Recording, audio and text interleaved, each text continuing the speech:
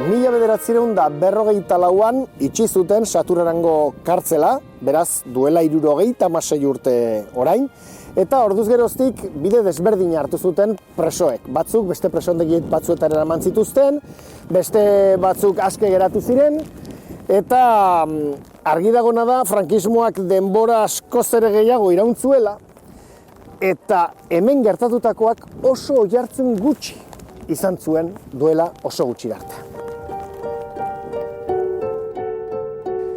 Espetxe honetan zigortuta egon ziren emakume guztiak hilik daude dagoeneko. Baina zorionez pertsona gutxi batzuek dokumentazio lan handia egin zuten, gertatutako guztia zulo beltz batean izkutatuta gera etzedin, eta hemen egondako emakumezkoen izenak ezagutu ditzagun.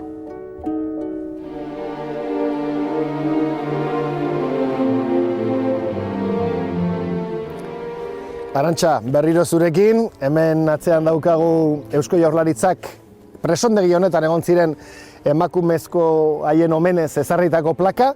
Bai. Elkarrizketa horietaz zer duzu gogoan? Nolako emakumeak ziren?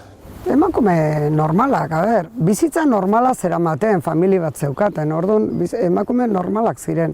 Eta hemengo bizipena kontatzen zituztenean, kontatzen zituzten batzuk naturaltasun handiz. Adibidez, Karmineak bere genio guztiarekin eta berearekin kontatzen zuen. Bai, monjak gaiztoak ziren, antzegoen bat gaiztoa, baina gaiztoagoa, era como un pavo real esaten zuen. Sor Maria Aranzazu bere de Mendizabal hori, Sor Veneno deitzen zioten, pentsa zenbaterainoko gaiztoa izango zen. Eta horrela kontatzen zituen beak naturaltasun handiarekin. Bere aizpak, orentxene hilberria da, Sagrario. Eta ari askoz gehiago kostatzen zen hitzak ateratzea. Zergatik? Baina, klaro, bizipenak ere ez ziren berdinak. Sagrario, eukizun disiplina erazoren bat, eta ziegara bidali zuten. Eta zigor ziegara bidali, eta berak esaten zuen, de mi se olvidaron. De mi se olvidaron. Osea, literalki? Berak esaten zuen, bai, de mi se olvidaron. Eta esaten nion, pero ¿qué te pasó? Eta hanengoen ni ziegan, behan hankak uretan bustita, eta inguru guztian euskan hildakoen kajak, ze ziegatan sartzen zituzten hildakoen kajak ere.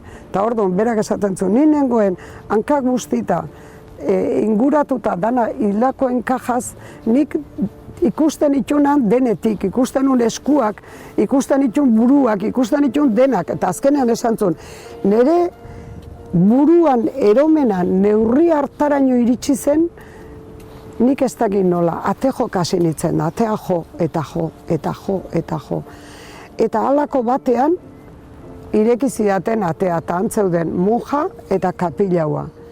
Eta kapilauak esan zuen, pero ¿qué ha pasado con esta mujer? Aipatu zizun zenbat demora eman zuen horrela? Eske beretzako esagerazioa. Pentsa, ze sentsazio izan behar duen, zu konturatzea zaudela leku batean, eta ez direla etortzen, eta ez direla etortzen. Orokorrean elkarrizketa horietan emakumezko horiek amorruz mintzo dira? Horko amorrua baino gehiago zen, kanpora atera eta gero, herrietan, bakoitza bizi zen herri horietan, falangistak eta karlistak eta egiten zizkieten burlak. Zuk egindako ikerketa horietan oinarrituta eta Josu Martinezekin batera egin zenuten debekatuta oroitzea izeneko dokumentala.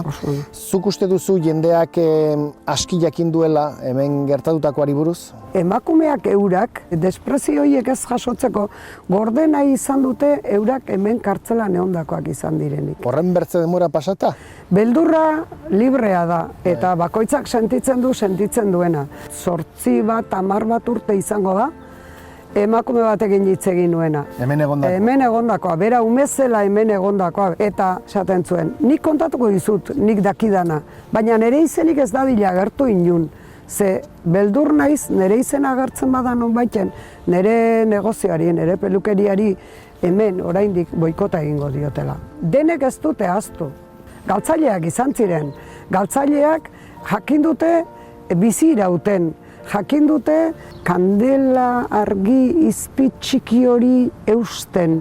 Batzuk gehiago, besteak gutxiago. Horri eustea eta ondorengoi pasatzea geuri tokatzen zaigu. Eta egintzen mina, kaltea hori transmititzen jakiteko berriro, ez alde batetik ez bestetik inondik ez da gertatu hori.